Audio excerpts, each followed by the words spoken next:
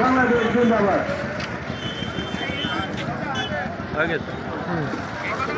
বিসমিল্লাহির রহমানির রহিম। উপস্থিত সকল আউট দরবার এবং ইউনিয়নবাসী, আমাদেরকে এই আউট হয়েছিল দীর্ঘ আজকে 16টা বছর আমরা এই জায়গায় ব্যবসা করি।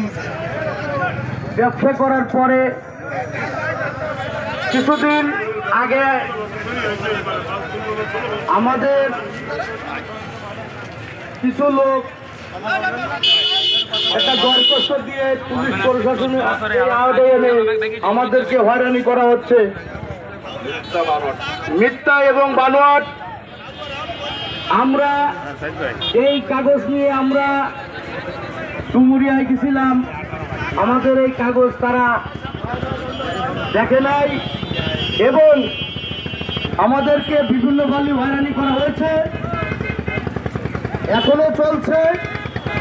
আর যাতে না হয়, আমরা সকল আওতার ভাইদের, সাধারণ জনগণ যদি আমাদের সাথে থাকে, ইনশাল্লাহ আমরা ওই জায়গায় যেতে দেব না। যেভাবে হোক, যে কোনো বিনিময় হোক, আমরা ওখানে যাব না। আমাদের এই সিদ্ধান্ত আগেও হয়েছিল, কিন্তু আমাদেরকে